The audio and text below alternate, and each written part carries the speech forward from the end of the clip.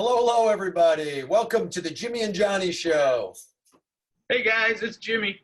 It's Jonathan. What's up? One of those days. Oh, it is one of those days. It's been a long one. It's how it is. It's like midweek. It's like time to go. What are you gonna do? So Jimmy, the last episode we talked about all kinds of different stuff related to why restaurants suck at their repeat customers. And then you threw out a great topic today, and I wanted to dive into that. So what did you want to dive into today yourself?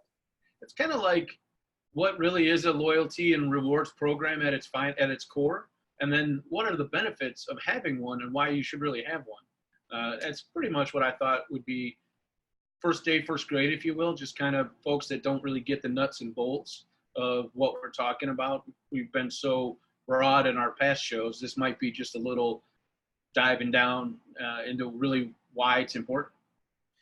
Yeah, it's funny because there's lots of benefits. People, they think about it and they get like, oh, I get like I can connect with my customers and all, but there's actually like a lot of significant financial benefits to it. So there's a lot of reasons why it makes sense over and above the fact that, you have great communication, you build this loyal following. So let's talk about some of that. You have one for me? What do you got? Yeah, one of my exactly. What you talking about? One of my favorites is the fact that once I get them inside my database, if you will, I'm able to extrapolate where they live. And we kind of briefly touched on this in the past, but the power of knowing where they live in reaction to my restaurant, not reaction, but proximity to the restaurant, and then like-minded people, and they have, it's just so powerful when I can lay it out and see it and go, wow, I'm spending all my money on the east side of the city, but I'm getting all these people from the west side, and I should be able to go after that one neighborhood or that one section to get more people in and spend my marketing dollars more like a laser beam versus a shotgun. Yeah, so I'll say it a little bit differently from what I heard, but the benefit is the power of the information that you have, and the ability to be able to use it is the way that I look at that same topic. Think about everybody out there, Google and all these places, Facebook, I'm watching something on Netflix. It has to do with the campaign scandal and Cambridge Analytica, and it's the power of big data, not that we want to be them, but the power and the benefit of having your customers' information and being able to go and to utilize that is really, really strong. And we talked about it once before. It had to do with lost customer, but I collect as much as I possibly can, right? So I go after everything I possibly can, cell phone number, email, mailing. I want everything, because from that you can do some neat stuff, right? If that email is attached to and used in their Facebook, you can upload your entire list into Facebook, and Facebook can build an audience from that. Then you can build a lookalike audience from that. So when you're looking at marketing and taking your marketing further, yes, I agree with you. A huge benefit is the value that is the data itself and knowing that. What else you think? So true. Well, we'll kind of leave the best one for last, but one of the other things is just being able to re-engage or engage with my existing customers. We fight so hard to go get new customers, and we spend a lot of energy, not all of it, but a lot of energy trying to just go get new people. Well, using a loyalty and rewards, I get to spend my time engaging with people that already know me, they already like me, they already trust me, they know the restaurant, and I just want to get them to come back, one more time this month or two more times this month, so that I can increase my revenue from people that don't mind spending money with me anyways. I don't have to dance and dine with them. We can always just get them to come back. Yeah, so there's been a couple studies on that. I love some stats. But there's been some serious studies. Technomic did a study, and it says that 75% of your profits are coming from your repeat customers. So you've got to get your customers to come back. And then some of the largest restaurant companies in the world accredit that the Melting Pot, for example, Fondue Dippy restaurant. Yeah. They attribute 70% of their customers are actually repeat business. Well, if that's the case, that, you know, you got to worry about the 30% of new, but God, it's, again, I say it all the time. It's like 2/3 of the equation happen with your existing customers. And those are a couple data points. You know, one's a big national survey and one's just a direct from a single large restaurant chain. But the value is in the repeat, right? You know, and you spend a fraction, right? So the benefit is you spend a fraction of the cost that you would to get a new customer, to get your existing customer to come back. So it's not just about getting them to spend more, which I always talk about, but the cost to do that is like pennies on the dollar versus dollars on the dollar. Absolutely, so true, so true. One of my my other favorite ones, real quick, I will pull it up and tell you, is the lifetime value. We just kind of stair steps onto getting them to come back, and if I can get that one customer to come back 4 more times this year, all of a sudden that value of that customer to me is exponentially huge, if that makes any sense. So having this loyalty program in place, I can take my customers and increase their lifetime value to me. Well, and if you think about it, one of the biggest problems that restaurants have that don't have a loyalty or rewards program is that they don't know the lifetime value. They can kind of estimate it, but I mean, I can tell you, you know, and what I think is, like, I could do a lifetime value calculation for any restaurant right now. And you know, for those of you that are listening to this, I will share a lifetime value calculator with you. So with that being said, you know, when we calculate lifetime value, it's, you know, what's your average check, you know, how many people in a party, how often do they come back? And there's different stats depending on your price point, but it's somewhere between $2,000 and $6,000 is the lifetime value of a guest. But the reality is, and when I go and look at the data from the folks that are using our program, you know, I have people in there of lifetime values that are already in the $20,000 range just from them being in a program for a year or two.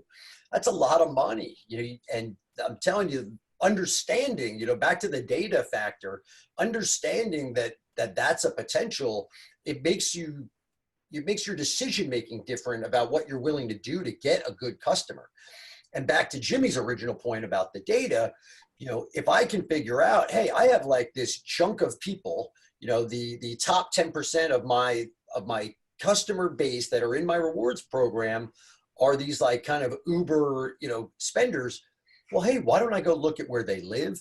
Why don't I go figure out some stuff about them and assume that, you know, they probably live in a nice neighborhood, nice homes, have friends, and maybe those other folks I should go after too that live around them. So again, it's like all of it's related, but when you have the data, you understand the value. When you understand the value, you understand what you can spend on marketing to get one of those, or what you're willing to do to get more of those great customers. Yeah, it comes right down to mathematics. I wish I would have paid more attention in school. You didn't do so good at the math in it? Yeah. We do now, but oh my goodness. They have new math now. It's like totally different. So true. So true. I have a son in middle school and a son in high school, and I would be it would be a challenge, I think, to try to help them with their homework these days. I'm always good for a great test, but every time I show them, they tell me, "Oh no, the teacher says that's not the way to do it." Yeah, it's there. Yeah. Well, mine are finally out of high school and freshman in college and a senior in college. But I had, thank God for a smart wife, because I couldn't help it. It was. Yeah. Well, you're obviously married up. Yep. One of the my favorite piece, which is kind of not really the end all be all, but when you combine rewards into the loyalty side of things, not only do we know who they are, but then we can track their spending, and I can find my primary people, my top 10, my top 50 people that in frequency or spending. And if they're haven't been there in a while, we can do that whole lost customer like we talked about a couple episodes ago. But when you, one of the principles is that rewards. It's awesome. Yeah, rewards has a lot of power to me. I'm a rewards guy, and I've always referred it. Loyalty is the baseline of. I mean, everybody should be and could be doing loyalty. It's probably the simplest thing you can do, but the rewards has more power. The other thing, Jimmy, that I find. So I was on a coaching call today, a long time member, and we were talking about a basic marketing tactic that we teach, which is having, it's about outbound communication. It's about having a newsletter, communicating a promotion and things that you have going on in your business, or things that they may not know, right? I have a whole thing called Did You Know? And because you know lots of things about your business, but everybody else doesn't. So Right.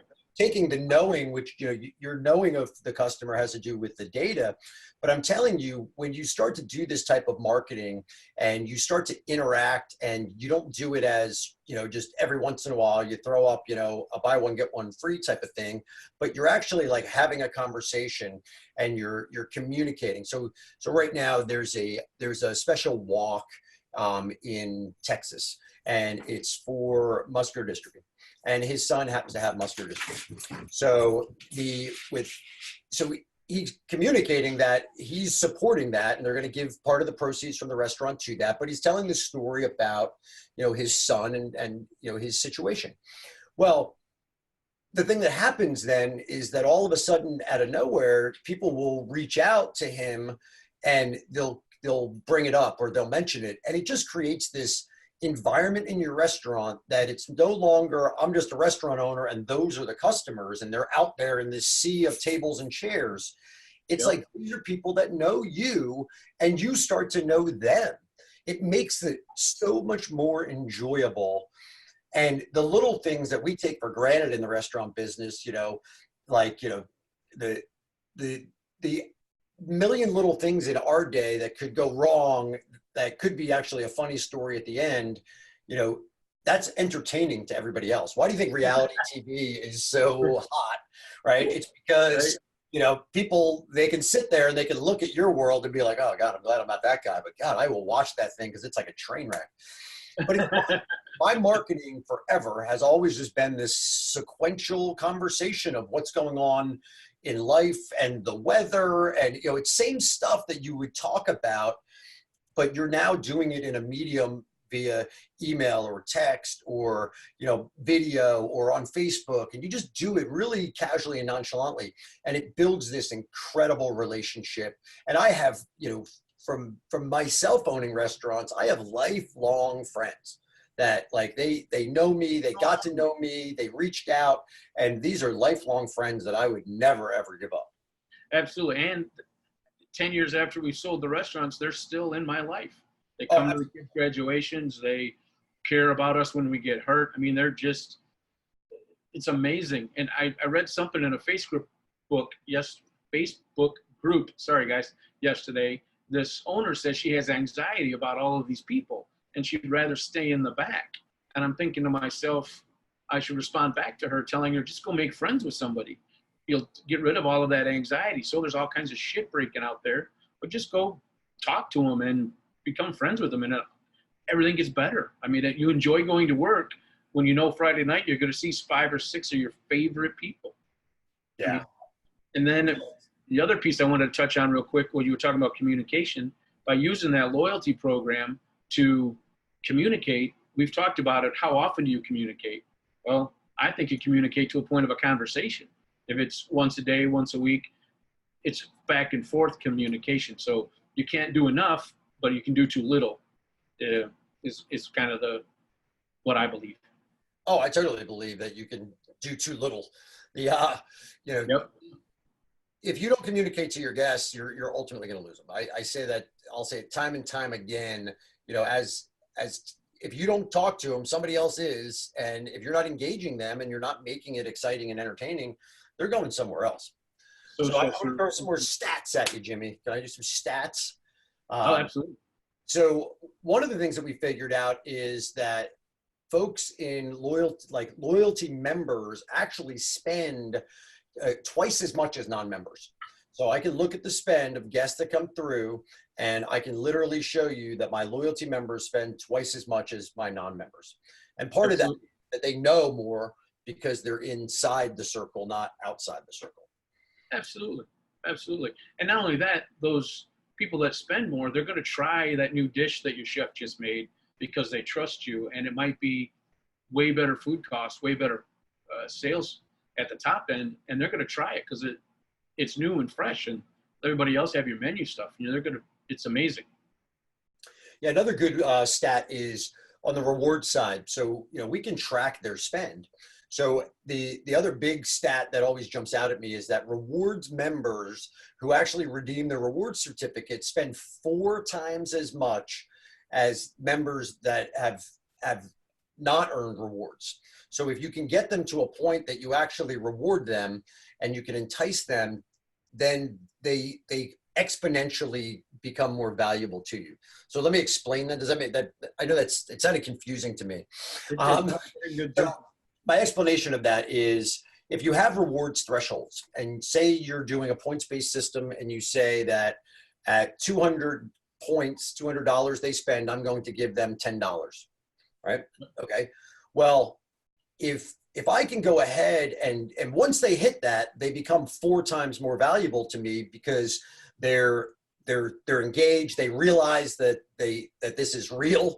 I guess at some level they have it, and then it's like, oh, it makes an easy decision. Where are we going to go eat? We're going to go there because every time we spend $200, I get one of these certificates. Cool. It becomes subconscious. Well, if you get people in your program, but you don't get them to come back enough to actually receive a reward, they're worth less value to you. So one of the things we figured out is reward them immediately. So that's a great tip for everybody is reward them. Like, I sign up today. Well, tomorrow, in our system, tomorrow we send you something, whether that's a free appetizer, a free entree, something, a cup of coffee. It doesn't matter what it is. We reward them immediately. And then the thing we do is even though we communicate, like even in the messaging and the signage and all that stuff in the restaurants, we communicate that at $200 you get 10. But one of the things that we like to do is we like to put in that first 200, we like to put in a stopgap of 100 and give them a $5 reward. And the thing that does is that little $5 gets like another 50% of the people to the 200 because now they come back in, they got $5 off, they're going to spend more money. And then there's that last little gap of folks, and we remind them how close they are. And, and say you're within, 75, you're at $125, you have $75 left. That little reminder push, a lot of times gets them up and over the hump. It's like, oh, I got to spend $75 and I'm going to get $10 back. That seems like a bigger return, even though they've actually spent 200 to get there. But it just works. So those little stopgap things that we've learned about how to build a program, those are benefits to me, Jimmy. Those are benefits to our members is the fact that we've done this for so long and that the programs are so strong and we have so much data. So that's like, those are little things to me. Yeah. And you just hit on something that's another benefit. Sometimes we could call it a feature, but everything you just spoke about, Jonathan's automated. The restaurant owner doesn't have to deal with looking at a report and going and finding the duct tape to put it all together and find the person. When they hit that $100 mark, it's gone. When they hit that $200 mark, it's gone. When it hits 50%, you'll send out a reminder email. It's just the automation is another benefit or tool or feature that we don't talk about. Huge benefit. I mean, the only thing that they really need to do is they need to get people into the club. And I teach the easiest strategy in the world, okay? And people constantly screw this up. And I even have longtime folks that screw this up. But one of the things is that if you have a club and you're enrolling people into your club, don't wait until the end of the meal. The last thing that somebody wants to do is deal with that at the end. So always introduce it in the beginning. And the easiest way in the world to do it, and I'm going to do this is my training demo for everybody, right? So, I'm going to be the hostess, Jimmy. She's got her menus and she's like, right this way. Takes 2 steps and she turns around and all she has to do is say, are you guys in our club? That's it. That's all she has to do. Done. Because if they're in the club, they're going to say yes. If they're not in the club, they're going to say, no, what's the club? That's all you got to do. I'm telling you, that's the easiest thing, but you got to do it every single time. And then when they see people, I always, if they're not in the club, right? So you're not going to pester people. Are you in the club? We're in the club. We're good. Oh, you guys you're in the know. Okay. If You're they're the not, man. I still encourage a manual data entry form. And there's lots and lots of reasons. And there's a benefit to that as well, Jimmy. I have another benefit. Oh, sure. So I was talking with a coaching client that is doing, he took our advice. I believe in a manual, like we use a digital entry text, this code to this number, and you get a form and you can do it all on your phone.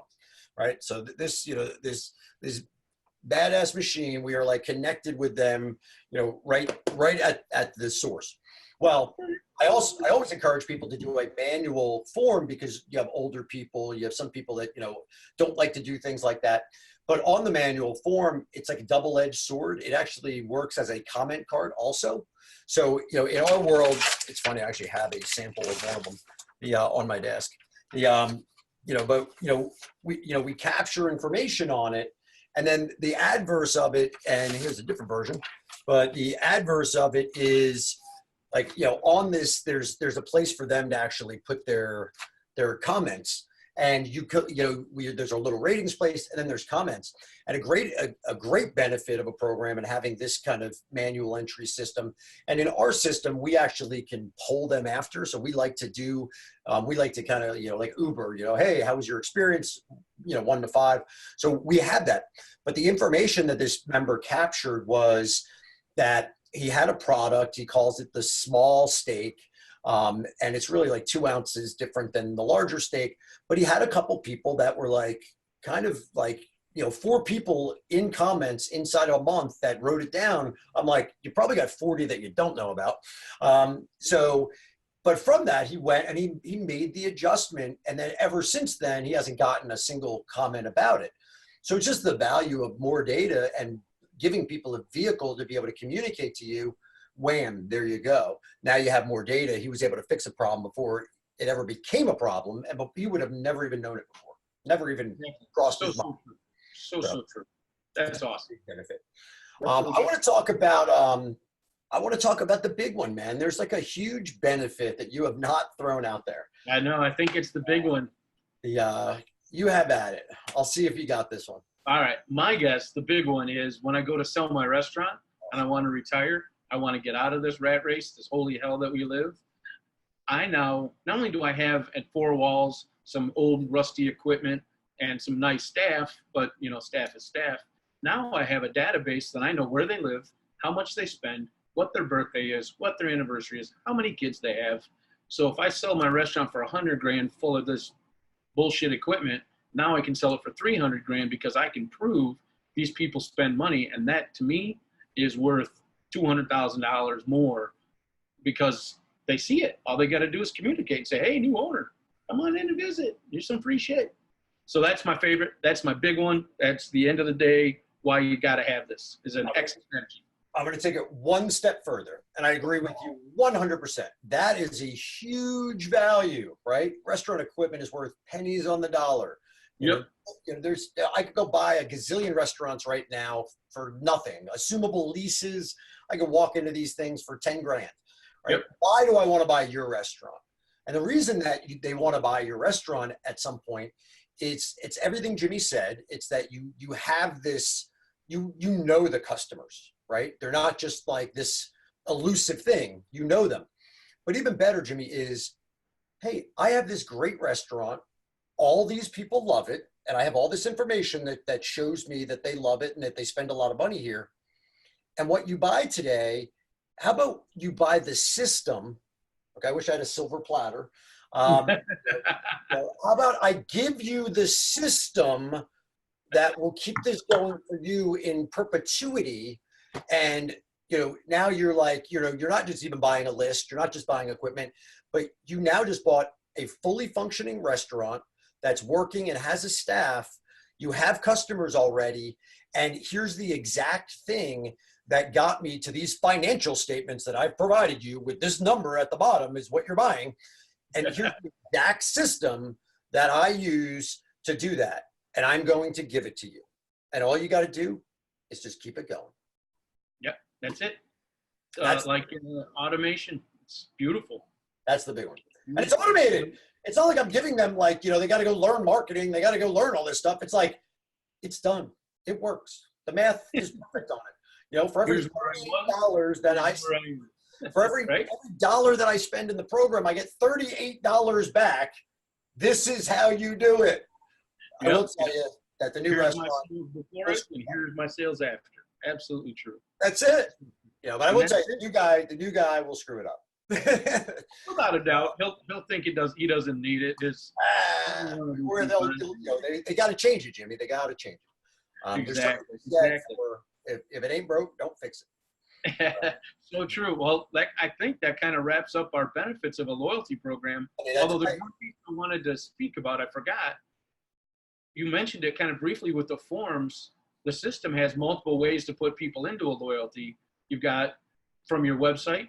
You can put them in from your Facebook into links. You've got the form, and then we've got the automation with texting. You text a certain number, a word, keyword to a number, and it kicks back a form. You've got those bots in Facebook. So there's 5 to 6 ways that you can put people into your loyalty program that are really, really simple and I don't want to say automated, but that's that hardest piece, Jonathan, is those guys getting the people into the system, and then the system takes care of most of the heavy lifting. But if they don't put their staff involved on it, it kind of doesn't do its job very well. So that's not a benefit. The benefit is if you can get staff buy-in, you are going to succeed dramatically. If you don't get staff buy-in, you're out quick. Yeah, I see a future training on, I see a future webinar or a podcast on training. There's some training. I was in a restaurant and I was working with the managers and they've revolted because they're like, oh, our people are never going to do this. And I'm just like, well, who do they work for? Like, they work for you or you work for them. That's a whole nother topic, Jimmy. Another day. Put it on the list. Hey, I think we're good. I love this time with you, Jimmy. I really do. I'm telling you, we are going to change the world one podcast at a time. But I feel help one restaurant getting it out there. Right. We love feedback, guys. Make sure you hit the subscribe button. I believe it'll be right here. Or here. Either way, just remember we're here to help you guys. At the end of the day, it's all about help. That's it. If you have any questions, call us. If you have any comments, call him. Yeah. If any complaints, call Jimmy. You have any compliments, call me. That's it, folks. Signing off. Good night. Have a good one.